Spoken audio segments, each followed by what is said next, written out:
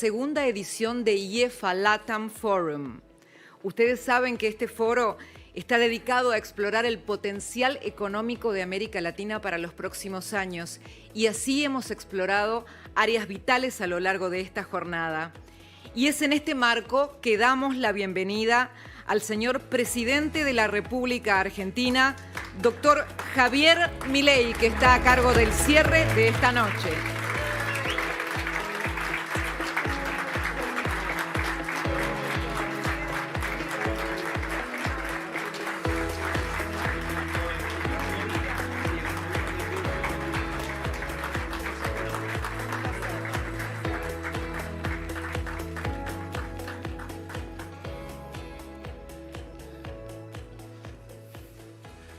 Buenas tardes. Bueno, si se trata de explorar las oportunidades, claramente uno tendría que esperar a hablar de temas de crecimiento. El problema es que cuando uno se encuentra con una macro profundamente desequilibrada, crecer se hace muy difícil, casi les diría imposible. Y en especial cuando durante muchísimos años se han distorsionado los precios relativos y se ha puesto a la economía en una situación fuera del equilibrio, y esa situación hace que tratar de vivir en una suerte de boom permanente, cuando viene el boost, sea muchísimo más violento, y por eso cuando se lleva adelante la corrección de los precios relativos, lo que se genera es una retracción de la actividad y el empleo, y cuanto más violento y más prolongado en el tiempo ese proceso de sobreestimular la economía, más fuerte la retracción. En ese sentido, Argentina ha vivido por más de 20 años bajo un régimen populista salvaje que ha llevado a la destrucción del capital, a la destrucción de la productividad, motivo por el cual estamos en una situación absolutamente miserable. Es decir, porque el populismo no es gratis. Los salarios en dólares promedio en la década del 90 eran $1.800, y si ustedes ajustaran por la inflación americana, eso implicaría que los salarios argentinos en promedio deberían ser de $3.000, algo así como 3 millones de pesos. Y hoy, con suerte, digamos, si exagerando y poniéndonos muy optimistas, podríamos decir que son de $600, lo cual es falso porque son menores. Significa que los argentinos en esta aventura populista hemos perdido el 80% de nuestros ingresos. Es decir, esa es la verdadera catástrofe. La consecuencia de esto es que tenemos más de 50% de pobres y 10% de indigentes, o un poco más también.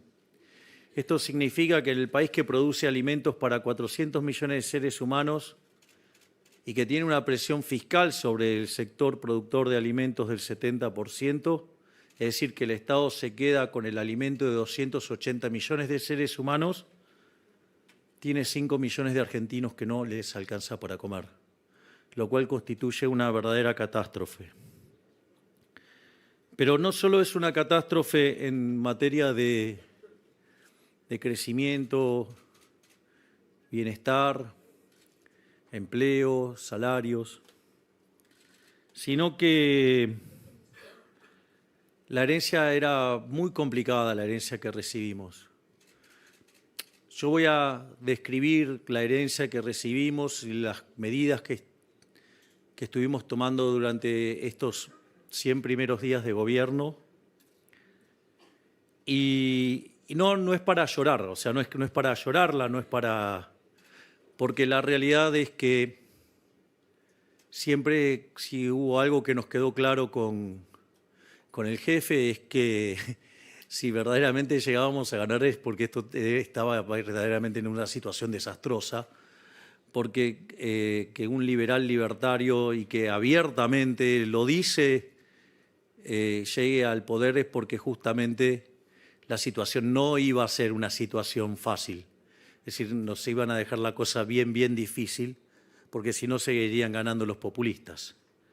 Y para que la gente despertara de la manera que lo está haciendo, evidentemente tenía que ser una situación muy complicada.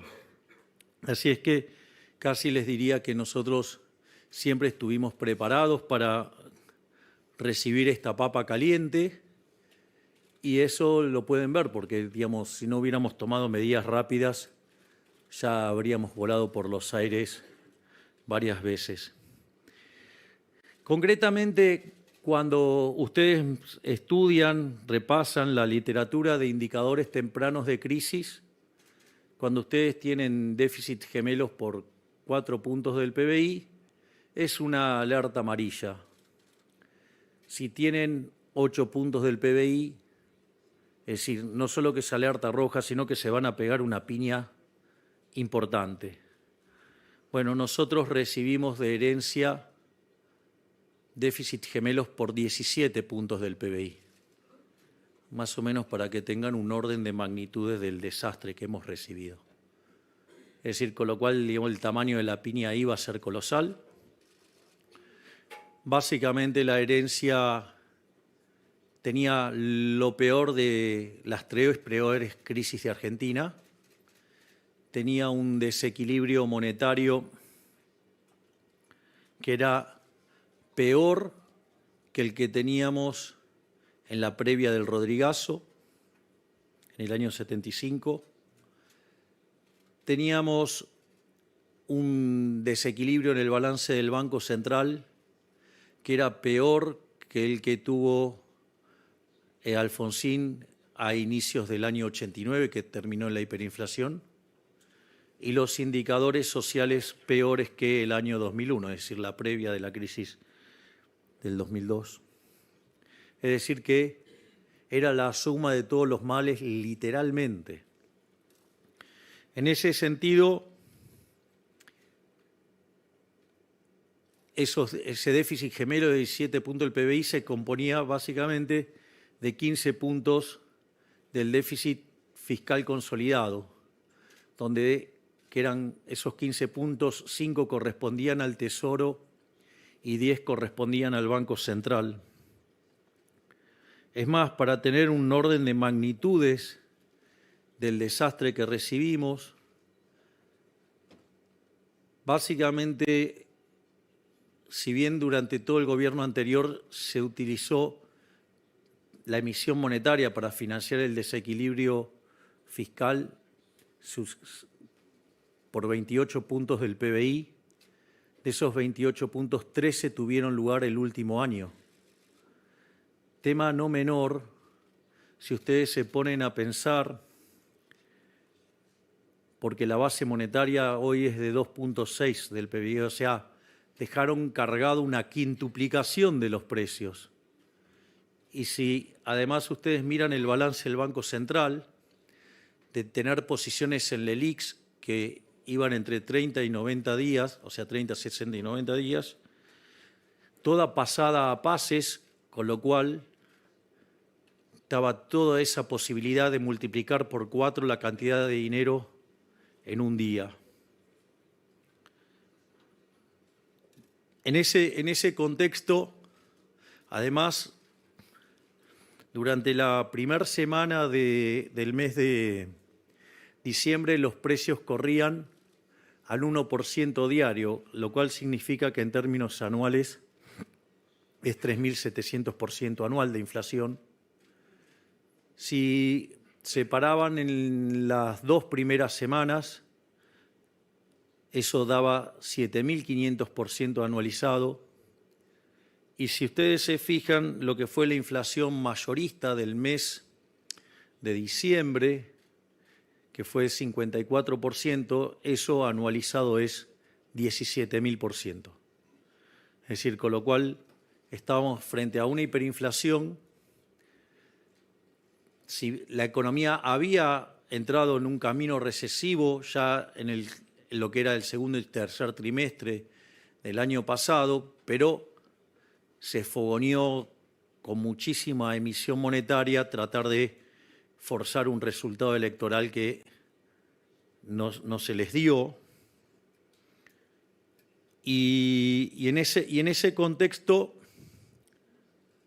era fundamental evitar la hiperinflación, pero para evitar la hiperinflación era necesario generar un programa de estabilización bien duro, programa que nosotros lo teníamos y que recién lo pudimos anunciar en el tercer día, básicamente porque teníamos la cuestión de los nombramientos en el Banco Central. Y básicamente tenía los tres elementos fundamentales que tiene cualquier programa de estabilización, que era un ajuste fiscal, una corrección cambiaria y la definición de una nueva política monetaria.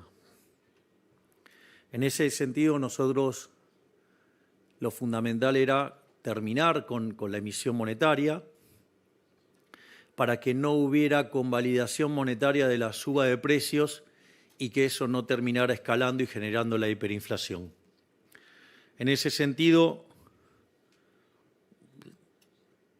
junto a la devaluación que se sinceró, porque básicamente lo único que hicimos fue llevar el tipo de cambio al tipo de cambio de mercado ajustado por impuesto país.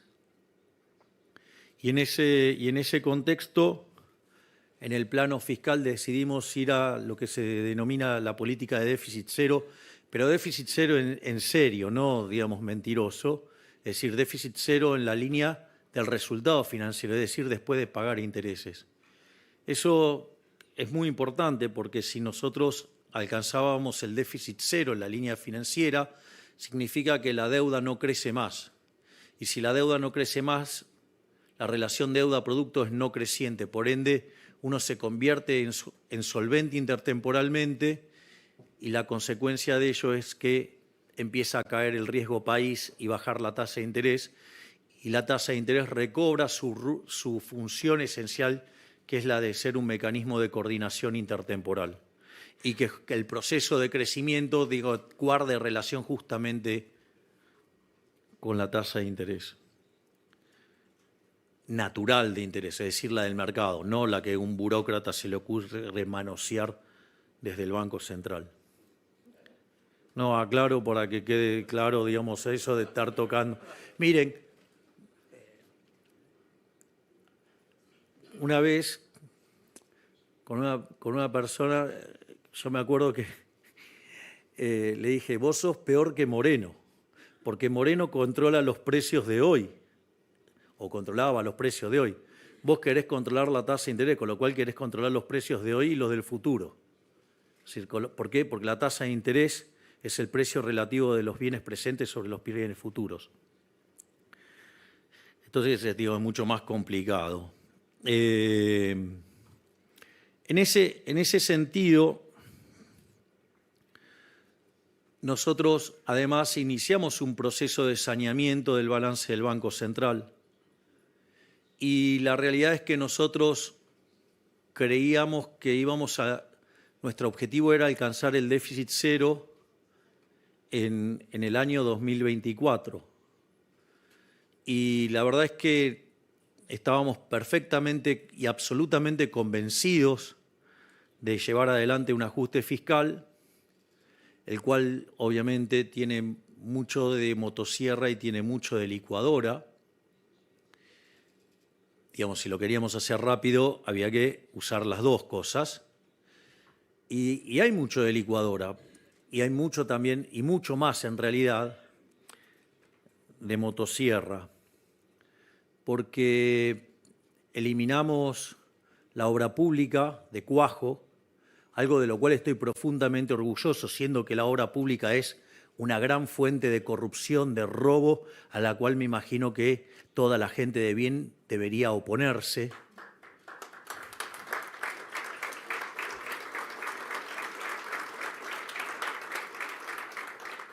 Por otro lado, eliminamos también de cuajo las transferencias discrecionales a las provincias.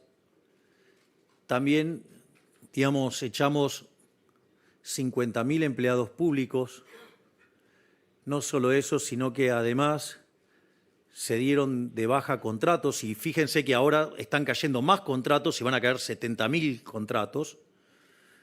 Además, eliminamos 200.000 programas sociales entregados de manera irregular y en ningún momento descuidamos la política social porque en el medio duplicamos la AUH, duplicamos la tarjeta alimentar, multiplicamos por 3 la asistencia en el plan 1000 días, o sea, a las mujeres embarazadas.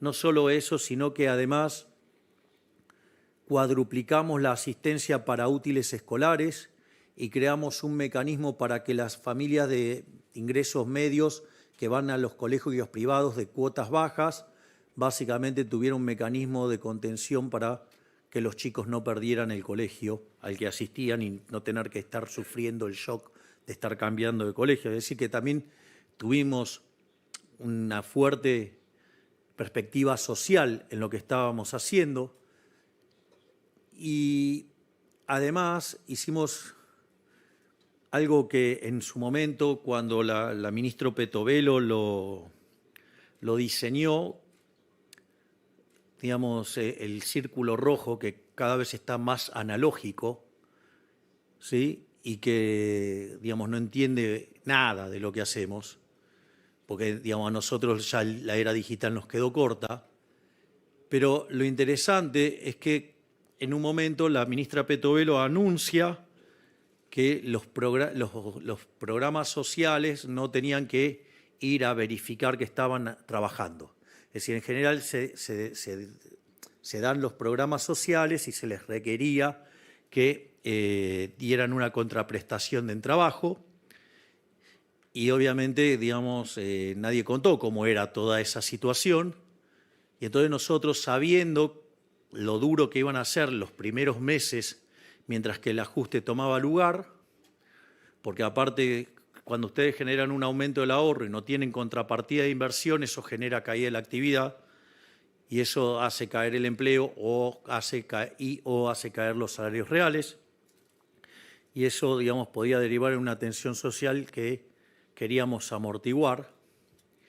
Y en ese sentido es muy interesante porque la ministra Petovelo les saca la necesidad de que tengan que verificar que habían trabajado. Obviamente, la gran cantidad de simios, y pido perdón, digamos, a la Sociedad Protectora de Animales por insultar a los simios que miran la política argentina, donde algunos obviamente responden a que están muy enojados porque no tienen pauta, pero, digamos, esos simios, perdón con los simios de vuelta, criticaron fuertemente a la ministra Petovelo por esto. Y lo que no se dieron cuenta es que era una forma de terminar con los intermediarios, donde todos los gobiernos quisieron terminar con los intermediarios, pero el que lo hizo fue este gobierno. Básicamente, las personas que reciben los programas sociales, obviamente que reciben una tarjeta y eso va a una cuenta. Entonces creían que con eso se aseguraban de que no iban a ser extorsionados. Lo que no sabían eran que ustedes tienen que ir a verificar que estuvieron trabajando. Y ahí cuando ustedes iban a recibir la verificación de que habían estado trabajando, aparecían los Beliboni de la vida quedándose con la mitad de los ingresos de la gente. Y cosa que solamente se la validaban si ustedes les llevaban los bonitos esos donde tienen que validar que estuvieron en las marchas. Es decir, con lo cual en realidad le robaban la mitad del dinero y no solo eso, sino que además tenían que ir y trabajar de piqueteros. Es decir, con lo cual, o sea, ustedes lo que estaban haciendo era financiar a delincuentes y además que arruinaran el funcionamiento de la calle. En ese sentido, al eliminarse la necesidad de contraprestación hasta el mes de abril, ¿qué es lo que sucedió? Esos delincuentes no les podían quitar a la gente el dinero que recibían por el programa social. Por lo tanto, eso implicó, sin gastar un peso más, duplicar la asistencia. Y al mismo tiempo pusimos una línea para que denunciaran los aprietes y las extorsiones de estos delincuentes y hemos recibido cerca de 300.000 denuncias y hoy hay 18.000 casos en la justicia. Es decir, van a pagar por haber apretado a la gente para que vaya a las marchas. Y es más, Berigoni nos amenazó con que iba a juntar en la plaza 50.000 personas, con lo cual, evidentemente, tenía pensado llevar 100.000. Nosotros, desde la Nación, aportamos 12.000 efectivos. No recuerdo cuál es el número que aportó la ciudad, pero fue tremendo porque había más efectivos policiales que gente, porque solamente fueron 3.000. Con lo cual fue un éxito rotundo que en ese momento se coordinó entre la ministra Bullrich, Petovelo y el ministro de Infraestructura, donde además en los medios de transporte público se presentaba, digamos, el que corta no cobra y las líneas para hacer las denuncias. Y ahí, digamos, empezamos también a ordenar la calle. Es decir, le quitamos poder de fuego porque ahora no pueden extorsionar a la gente para que vayan a hacer esto y además, digamos, empezamos a cumplir el orden. Por lo tanto, una de las demandas que nosotros recibimos como gobierno, que era poner en orden la calle, lo estamos haciendo, ¿sí? Porque además hoy, el que corta no cobra y además el que las hace las paga. Y eso está funcionando a la perfección. No solo eso, sino que si bien nosotros esperábamos alcanzar el equilibrio financiero a lo largo del año, el trabajo tan fuerte de cada uno de los ministros permitió que ese superávit financiero se alcanzara en el mes de enero. Y obviamente que el círculo rojo analógico empezó a predecir que entonces íbamos a tener déficit muy fuerte en febrero. Y para desgracia, digamos, a estos que viven apostando en contra de los que queremos cambiar, volvimos a tener superávit financiero en el mes de febrero. Concretamente, lo que estamos haciendo fue entonces obtener un resultado. La realidad es que si ustedes toman los 2 primeros meses, que es equivalente a medio punto del PBI de superávit primario, eso anualizado serían 6 puntos.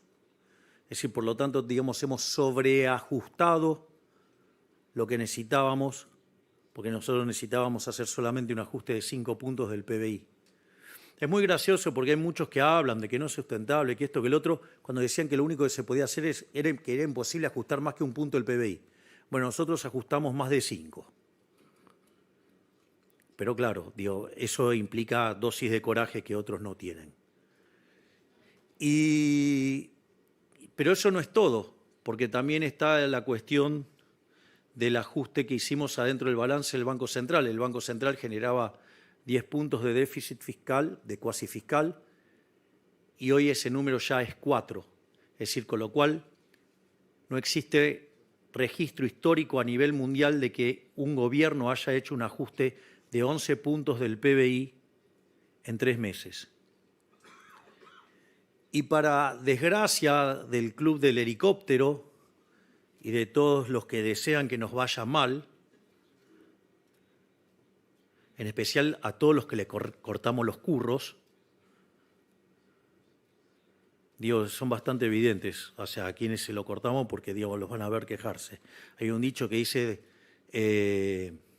donde hay un kirchnerista pataleando es porque se cortó un curro. Bueno, es así. y no kirchneristas también. Si no, miren, digamos, algún que otro grupo económico importante. Se imaginarán de quién hablo. Al margen de eso,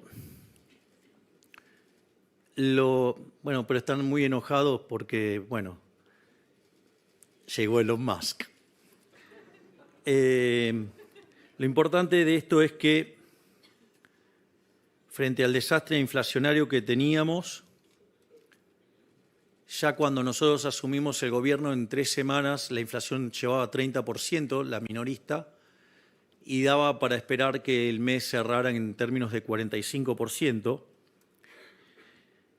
Y yo recuerdo que un fin de semana el periodista Gabriel Anelo, digamos, gran periodista y mejor persona aún, me preguntó qué pasaba, digamos, con la inflación. Y yo le dije, la verdad, que si quedaba en 30 era un gran número porque significaba que entonces la 4ª semana los precios se habían detenido y habían dejado de crecer. Y nos encontramos con que fue 25, es decir, que hubo retracción de los precios que se habían fijado de la 3ª semana hacia la 2ª. Y después, en el mes de enero, la inflación fue del 20% y la inflación de febrero fue del 13%. Ahora, cuando ustedes limpian los efectos del arrastre estadístico, lo que tiene que ver con los aumentos de una vez para siempre, tipo lo que fue la recomposición de tarifas y las prepagas, eso equivale a 6 puntos, con lo cual la verdadera inflación del mes de febrero fue del 7%. Es decir, estamos metiendo a la tasa de inflación adentro de un dígito. Y es más, aun cuando dejaran todos estos elementos dentro del índice, pero se pudiera capturar de alguna manera el tema de las promociones, que en realidad hay un problema de que no puede ser captado por el índice de precios, digo, porque es una fijación no lineal de precios y depende de lo que consume cada consumidor, entonces es imposible captar por el índice de precios el efecto del 2x1, el 3x2 y todas esas cosas. Entonces, hay una suerte de estimación de cuánto eso pesa, pero no se puede documentar. Y eso implicaría que si ese efecto se tiene en cuenta, a pesar de los anteriores, también estaríamos adentro de un dígito. Es más, en la 3ª semana de marzo se frenó la suba de precios. Es decir, que estamos caminando por el lado correcto en materia de política antiinflacionaria. De hecho, algunas de las críticas que nos hacen, digo, la verdad que son bastante particulares, porque, por ejemplo, si ustedes miran la evolución de la tasa de inflación, la caída a la que está ocurriendo, la velocidad de la caída, es más fuerte que la que se dio durante la convertibilidad.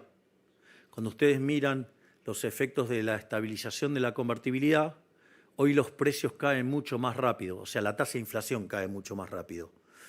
Eso también tiene un sentido. Lo que sucede es que cuando se hizo la convertibilidad, la cantidad de dinero era endógena. Es decir, cuando ustedes tenían aumento de la demanda de dinero, la forma de convalidarlo era ustedes traían los dólares, se los vendían al Banco Central y eso implicaba una expansión de la cantidad de dinero.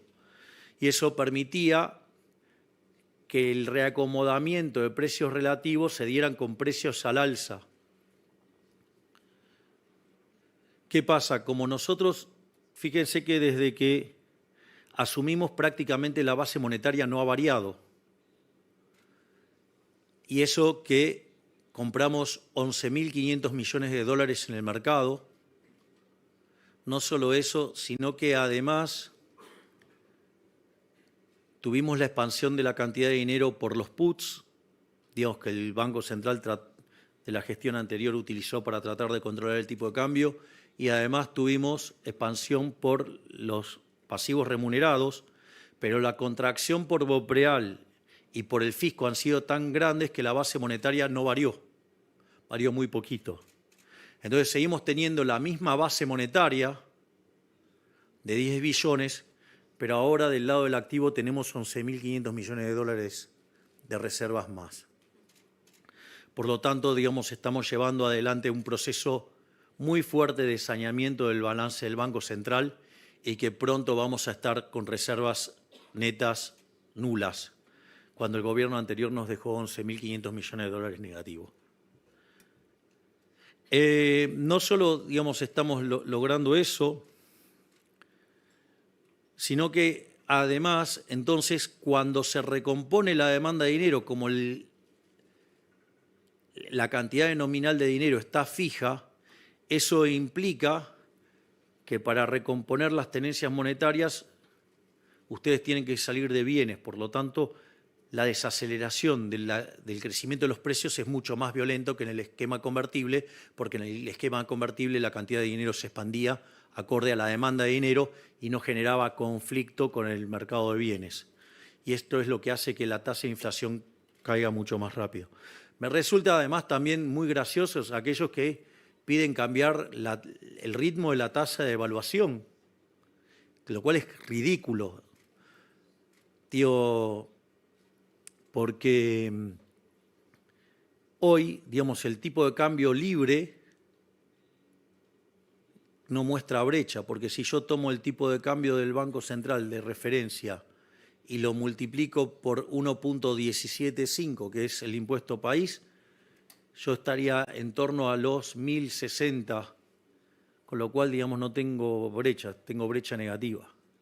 Es decir, por lo tanto, digo, si el mercado no lo pone en otro lugar, ¿por qué yo lo voy a modificar arbitrariamente? ¿En función de qué? De una cuenta hecha por economistas brutos. Digo, porque hacen la cuenta esa del tipo de cambio real. Y la pregunta es, ¿o acaso nunca vieron que durante los periodos de crisis el tipo de cambio real es muy alto y en los periodos de bonanzas es muy bajo? ¿O acaso no vieron la tendencia? ¿O acaso las condiciones de oferta y demanda de todos los bienes de la economía argentina y de todo el mundo no han cambiado? Es decir, ¿cómo pueden pretender ser tan arrogantes de determinar cuál es el precio de algo? Si aparte además, hacen ¿el promedio de qué cosa? Si con el desvío estándar que tienen, eso promedio es una burrada hacer eso. Tengo un artículo sobre eso que dice tipo de cambio real cuando los economistas son parte del problema. Y además implica un problema de una fatal arrogancia o grosera, porque además implicaría, digamos, conocer las preferencias, la tecnología, digamos, y las dotaciones ya no solo de nuestra economía, sino que además la del resto del mundo. O sea, parece bastante patético, digamos, creer que pueden tener toda esa información para tomar todas esas decisiones. Es decir, lamentablemente en Argentina la educación pública, porque toda es pública, puede ser de gestión privada o de gestión estatal, ha hecho muchísimo daño lavando el cerebro de la gente y llevando a la lectura de autores que verdaderamente han sido verdaderamente nefastos para la historia de la humanidad, y en especial para Argentina. Yo siempre hago el chiste que si ustedes van a la Universidad de Buenos Aires, a la Facultad de Ciencias Económicas, y le preguntan quién es Ludwig von Mises, le van a decir que es el 9 de Holanda. Y para otros es el mejor economista de todos los tiempos junto a Murray Newton Rothbard. Eso sí, al barbudo sí lo conocen, al barbudo alemán, digamos, a ese empobrecedor de Marx, a ese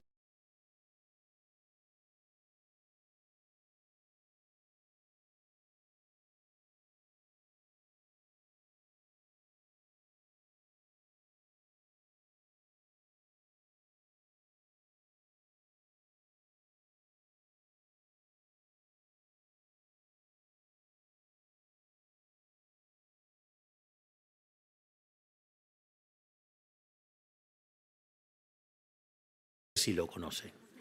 Eso. Pero más allá de esta situación,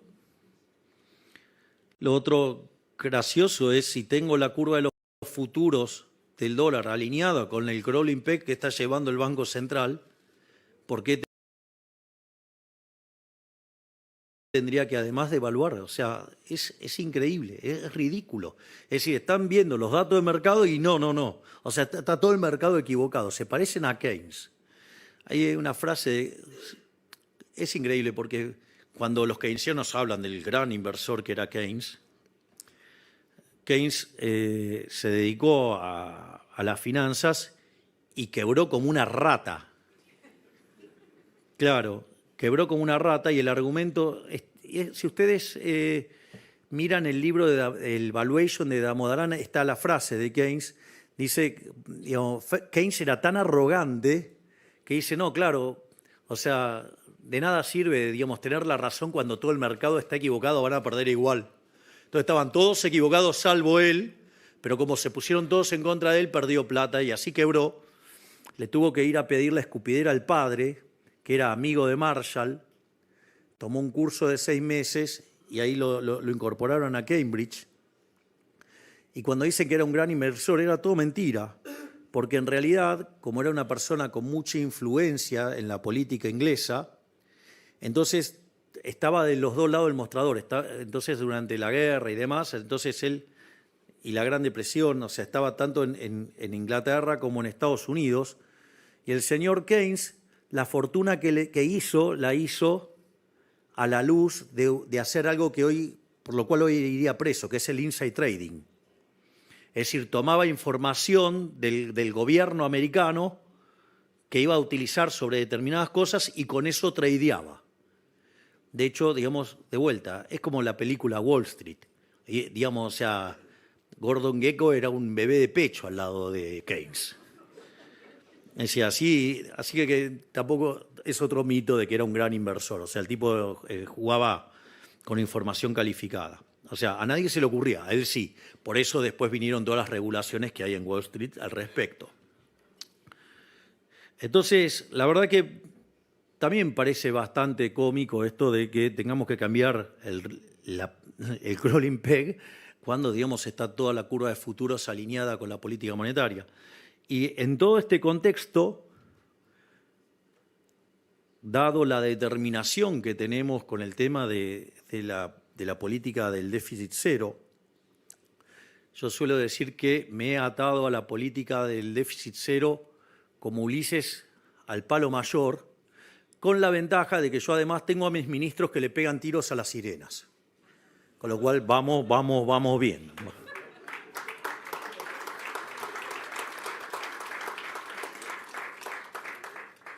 Entonces, de recibir una economía que tenía un riesgo país de 2.900 puntos, hoy está ya llegando a 1.400. Los analistas ya lo están viendo que vamos camino a 1.000. Eso no es menor porque nos abre las posibilidades de ingresar al mercado de capitales.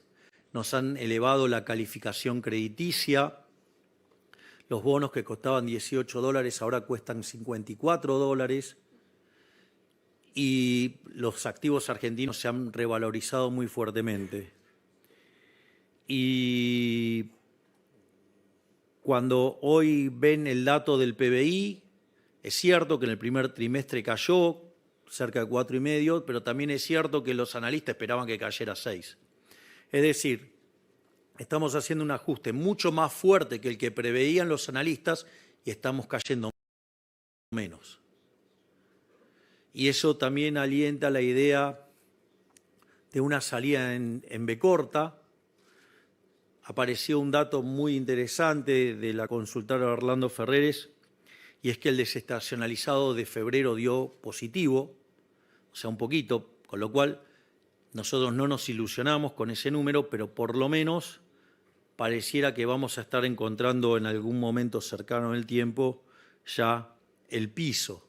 Y muchos analistas ya están hablando de una recuperación en B corta, lo cual es entendible si uno mira el ritmo que está cayendo el riesgo país. Al mismo tiempo, Estamos trabajando en lo que tiene que ver con la salida del cepo y en cuanto logremos terminar de sanear el balance del Banco Central, cuando podamos deshacernos de todos los pasivos remunerados y que se termine esta cosa nefasta de estar remunerando pasivos, eso lo que va a implicar es que se va a frenar la emisión de dinero por pasivos remunerados. Al mismo tiempo, otra cosa que vamos a hacer y que estamos trabajando es en una reforma del sistema financiero para ir a un sistema integrado con el mercado de capitales y construir una banca que sea anticorridas.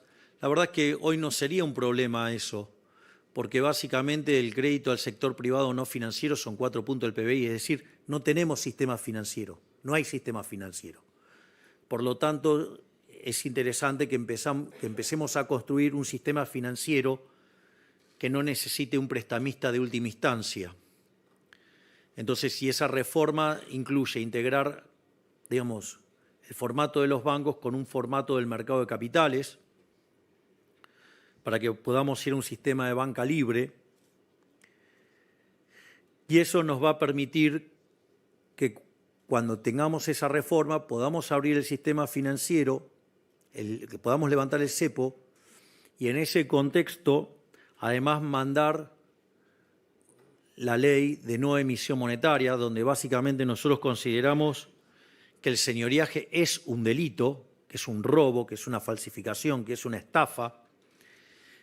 Emitir dinero es una estafa. Y en ese sentido, si llegara a haber emisión de dinero, irían presos el presidente del Banco Central, el directorio, el presidente de la Nación, el ministro de Economía y diputados y senadores que hayan aprobado presupuestos con déficit fiscal. Obviamente ustedes me van a decir, sí, pero esto es Argentina y seguramente que después va a venir otro delincuente y va a cambiar las cosas y va a tirar esa ley, pero nosotros además le vamos a dar una categoría como, digamos, de imprescriptible, como si fuera un delito de lesa humanidad. Por lo tanto, sí puede venir un delincuente, cambiar estas condiciones y volver a las andadas de emitir dinero. Pero puede ser que después venga otro que diga, vos sos un delincuente, hiciste eso y los meta preso. Con lo cual nosotros vamos a ir a una solución de esas características para que se termine en Argentina esta estafa que es la emisión monetaria. Y obviamente que conforme podamos seguir avanzando en este sistema de banca libre, ¿sí?, de sistema de mercado de capitales profundos que vayan hacia un sistema completo y hayamos frenado la emisión por redescuentos, la emisión por pasivos remunerados, la emisión para financiar al fisco,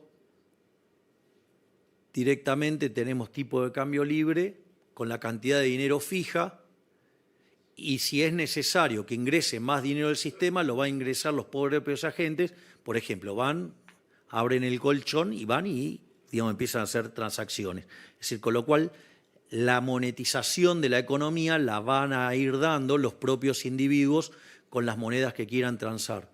Aparte, competencia de monedas, o sea, tiene una consecuencia muy interesante, y es que, por ejemplo, si ustedes están en el sector de petróleo, como Alejandro, puede hacer transacciones con sus pares del petróleo en WTI. O si están en el negocio del gas, pueden hacer transacciones con otros en BTU.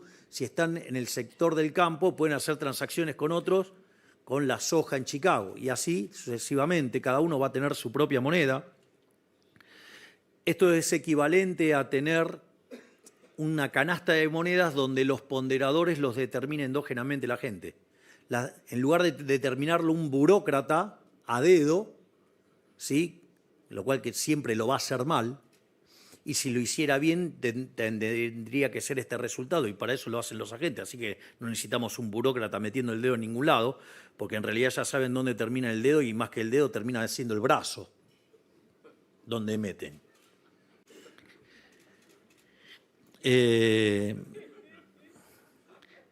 Digo, si tuvieran un negocio de vaselina estarían más felices festejando.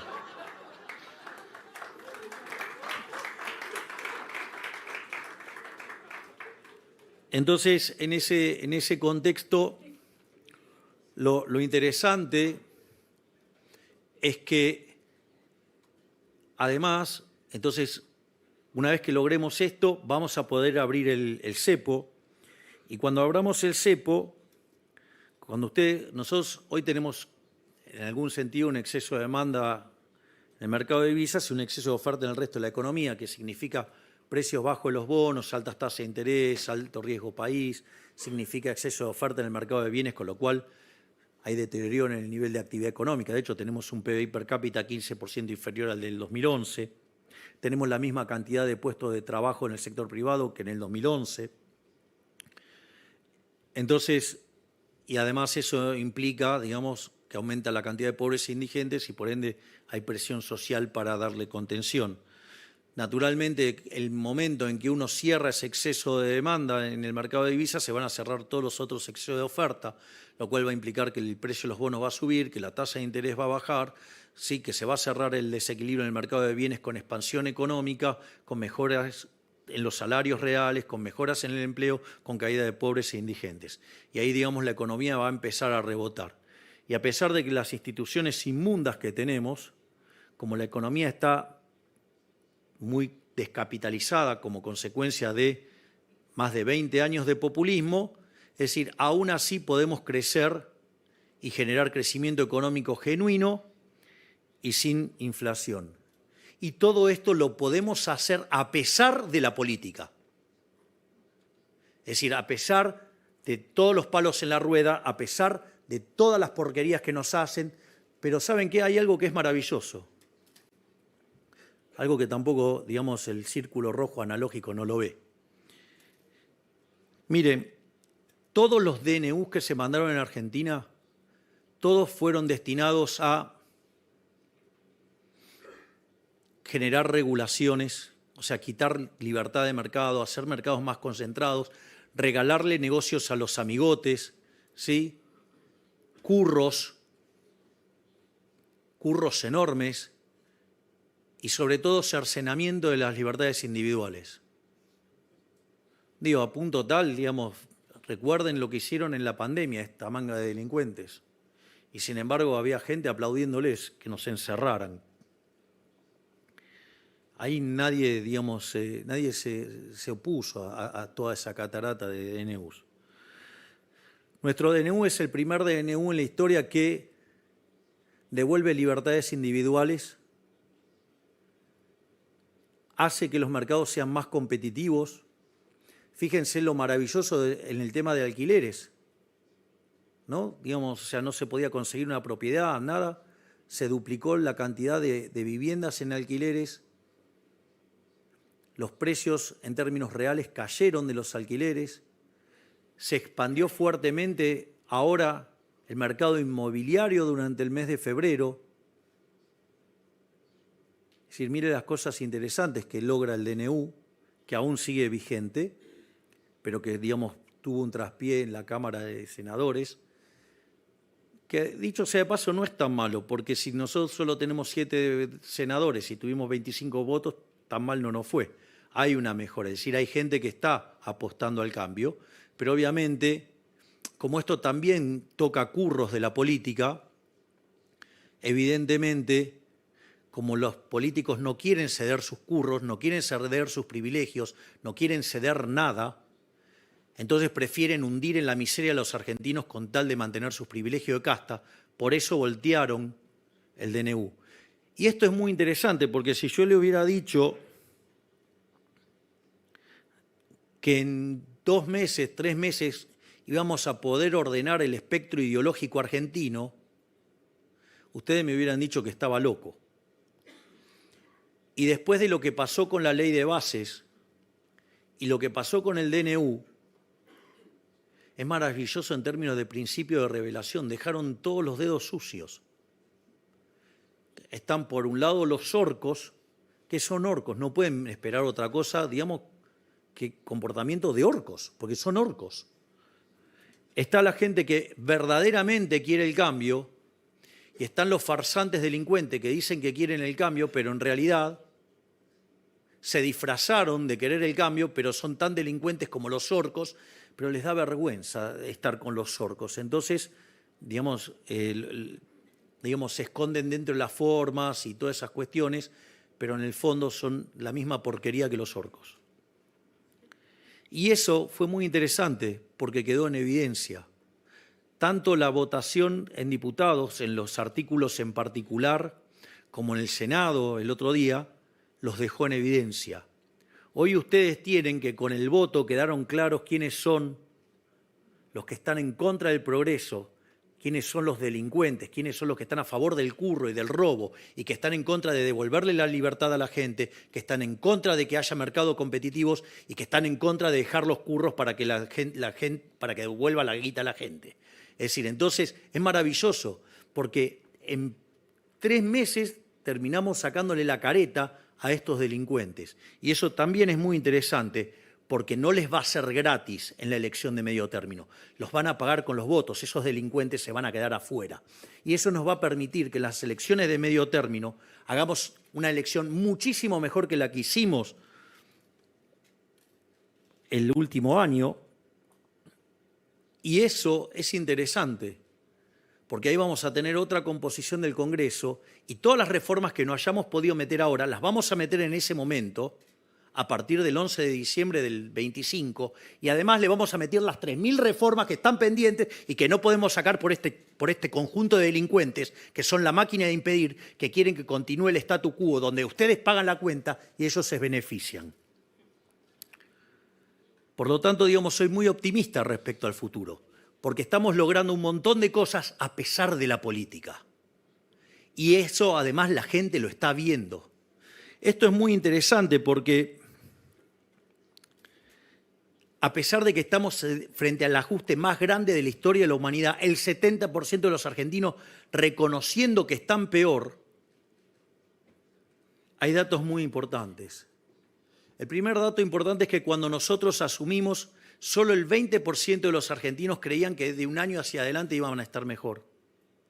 Pero en enero ese número trepó a 30, en febrero trepó a 42 y hoy el número es 50%. Es decir, pese a que estamos peor en el presente, el 50% de los argentinos están convencidos que de acá para adelante vamos a estar mejor. No solo eso, el 70% de los argentinos están convencidos que vamos a lograr derrotar la inflación, donde 50 puntos de ellos creen que lo vamos a hacer en el primer año y 20 creen que lo vamos a hacer en el segundo año. Y cuando ustedes además miran lo que está ocurriendo en términos de una palabra que represente el sentimiento de los argentinos, la palabra que aparece con mayor fuerza y domina fundamentalmente es esperanza. Es decir, la gente tiene esperanza, la gente está viendo que vamos a salir.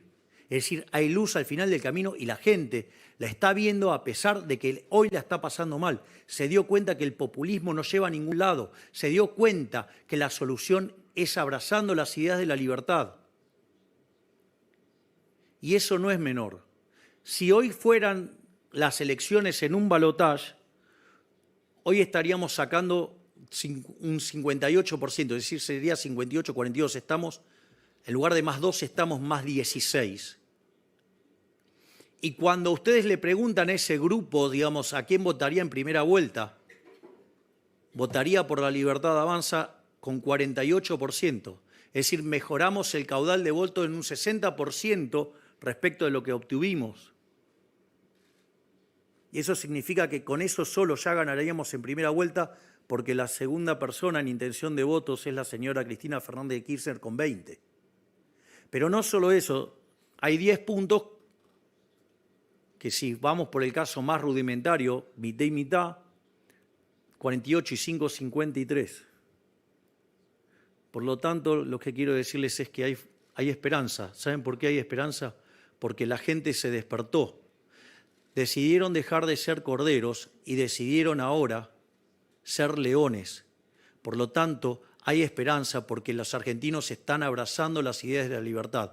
Por lo tanto, no solo que yo les voy a decir que vamos a estar mejor, ellos ya saben que vamos a estar mejor. Por lo tanto, Argentina sí tiene futuro, porque ese futuro es liberal. Muchísimas gracias.